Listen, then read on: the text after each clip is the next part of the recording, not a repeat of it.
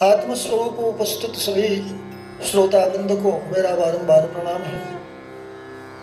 आत्मा के विषय में बहुत से लोगों के मन में बहुत सी भ्रांतियां हैं।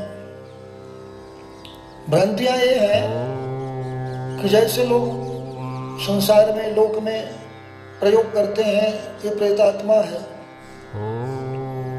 तो प्रेतात्मा शब्द का प्रयोग तो लोग करते हैं, किंतु आत्मा कभी प्रेत, जिसे लोग प्रेत या भूत पिशाच कहते हैं, आत्मा का जो स्वरूप है वह शुद्ध बुद्ध मुक्त है। प्रत्येक व्यक्ति का, प्रत्येक मानव का, प्रत्येक प्राणी का अपना स्वरूप नित्य शुद्ध बुद्ध और मुक्त है। उसमें बंधन और मोक्ष की कल्पना करना भी एक भ्रांति है। वास्तव में बंधन और मोक्ष आत्मा का नहीं होता। आत्मा तो स्वयं मोक्ष स्वरूप है, स्वयं निर्बंध है, उसमें बंधन कैसा। भगवती श्रुति यह प्रतिपादित करती है, भगवान वेदों का यह प्रतिपादन है, आत्मै वेदम सर्वम, इदम सर्वम आत्मा है। यह सब कुछ जो दृश्य प्रपंच है उसमें विद्यमान जितने प्राणी हैं वह सब कुछ आत्मा ही है, आत्मा से भिन्न कुछ भी नहीं है। एक प्रकरण आता है वेदांत में, अर्थात उपनिषद में। वो प्रकरण है कि एक बार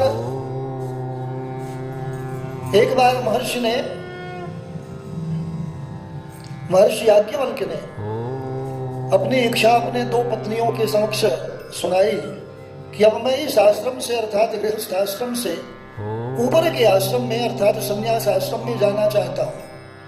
इसलिए जो हमारी अपनी भौतिक संपत्ति है उसे आप दोनों अपनी पत्नियों में विभाजित कर देना चाहता हूं।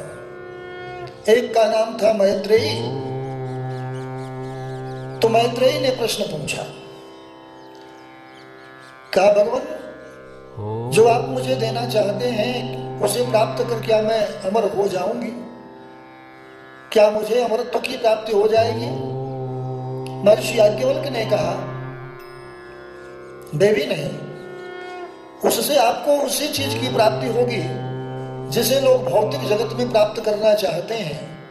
धन संपत्ति के माध्यम से जो कुछ मिलता है वह आपको मिलेगा, लेकिन अमरत्व इसके ऊपर की बात है, अमरत्व की प्राप्ति नहीं होगी।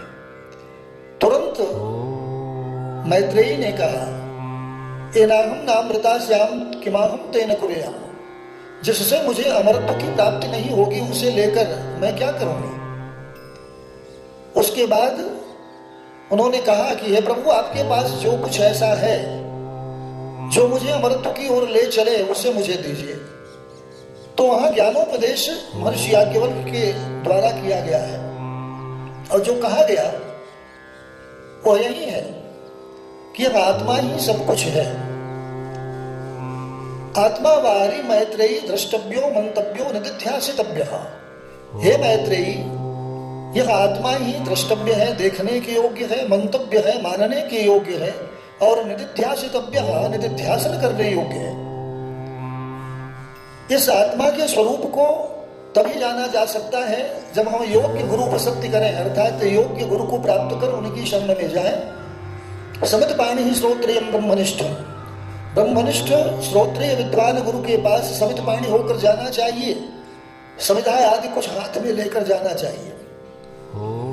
गुरु को ही सब कुछ मानकर शरणागति करना चाहिए और प्रार्थना करना चाहिए कि हे प्रभु, हे दयालु गुरु, मुझे आप मेरे आत्मा के विषय में बताएं। तो गुरुजन जो हैं, जो योग्य गुरु हैं, वे आत्मा के वास्तविक स्वरूप का बोध कराते हैं। विभिन्न प्रकार से ऋषियों ने अपने शिष्यों को आत्मा के स्वरूप के विषय में बताया है। यह आत्मा कैसे इस शरीर में है, एक उदाहरण देकर ऋषि ने समझाया है। कहा, नमक का टुकड़ा ले आओ। शिष्य गया, नमक का टुकड़ा ले आए। एक गगरी पानी ले आओ। एक मृत भांड में ले आकर के शिष्य ने पानी रख दिया। कहा, इसमें नमक का एक टुकड़ा डाल दो। डाल दिया। कुछ देर के बाद कहा देखो मुझे ढूंढ कर बताओ वो नमक कहाँ गया। कहा गुरुदेव नमक तो नहीं है। क्या हुआ? गल गया।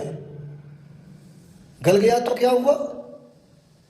कहा घुल मिलकर एकाकार हो गया। घुल मिलकर एकाकार हो गया अर्थात पानी के स्वरूप को उसने धारण कर लिया।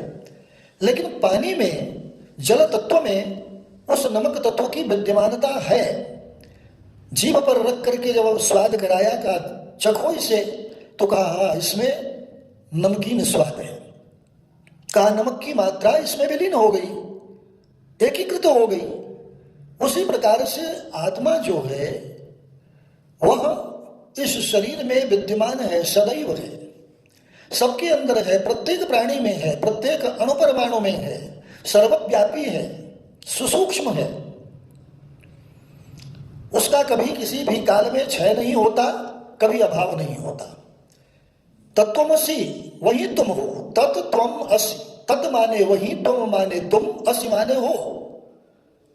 अब इसमें जो तत् पद है वह उस ब्रह्म का वाचक है, आत्म पद का सूचक है, ब्रह्म पद का वाचक है। त्वम जो है वह विषयावच्छिन्न चैतन्य का वाचक है। जो व्यक्ति पूछ रहा है वह अभी विषयों में आबद्ध है, सांसारिक विषयों में उसकी दृष्टि लगी हुई है, इसलिए उसको त्वम पद से संबोधित किया जाता है। लेकिन विषयों से जब वह निर्वक्षिन्न हो जाता है, विषय जब उससे छूट जाते हैं और सिर्फ तत्पद रह जाता है, तो कब होता है? कहा तत् त्वम असि, वही तुम हो। तो त्वम पद जो विषयावच्छिन्न चैतन्य है अपने भाग को छोड़ देता है, इसको कहते हैं भाग त्याग लक्षणा। भाग त्याग लक्षणा के माध्यम से त्वम पद ने अपने विषयावच्छिन्न स्वरूप को छोड़ा और तत्पद वाच्य जो विषयाद्यनवच्छिन्न चैतन्य है अर्थात विषयों से परे जो आत्म चैतन्य है उससे ऐक्य स्थापित किया। तुरंत उसको बोध हुआ मैं वही हूं, सोहम अस्मि इति वृत्ति अखंडा, सह अहम अस्मि, इस प्रकार की ज्ञानात्मिका अखंड वृत्ति का उदय हो जाता है। और यह जो अखंड वृत्ति है वह अपने स्वरूप का अवबोध ही है, ज्ञान ही है। और जो ही यह ज्ञान होता है तो उसे एक अखंडाकाराकारित ज्ञान उदय होता है, अहम ब्रह्मास्मि, मैं ब्रह्म हूं। अर्थात यह आत्म तत्व ही ब्रह्म तत्व है, आत्म तत्व से अतिरिक्त दूसरा कुछ भी नहीं है। जब तक विषयों से लगा हुआ है उसका लगाव है। मैं अनुमोर तोर तय माया, जहिबित कीन्ह से जीव निकाया। मैं मेरा तो तेरापन का भाव जब तक उसके अंदर विद्यमान है तब तक वह जीवात्मा है। जो ही इसके परे चला जाता है इनका निपात हो जाता है, विषयों से चित्त वृत्ति अलग हो जाती है, वैराग्य का उदय होता है, त्यों ही अखंड भान उदित होता है। त्यों ही विषयों से परे होते ही, विषयों की तिरस्करणी पर्दा हटते ही आत्मस्वरूप का बोध हो जाता है, वह है शुद्ध आत्म तत्व। फिर जीव विशेषण उससे हट जाता है, सिर्फ आत्म तत्व रह जाता है। यह आत्मा ब्रह्म स्वरूप है, साक्षात ब्रह्म है। इसमें प्रेतादिक बाधाओं आदि का आरोप करना हमारा भ्रम है। यूं ही व्यवहार के निमित्त से लोग कह देते हैं प्रेतात्मा, वास्तव में आत्मा तो शुद्ध बुद्ध मुक्त चैतन्य स्वरूप है, निर्विशेष निराकार निरवच्छिन्न रूप है। उस आत्म तत्व को जानना ही हमारा परम कर्तव्य है। जो चार पुरुषार्थ हैं, अंतिम पुरुषार्थ है मोक्ष, धर्म अर्थ काम मोक्ष। वह मोक्ष जो है वह है अपने आत्म स्वरूप को जानना, यही परम पुरुषार्थ है। इसी के साथ आज इतना ही, वाणी को विराम देता हूं।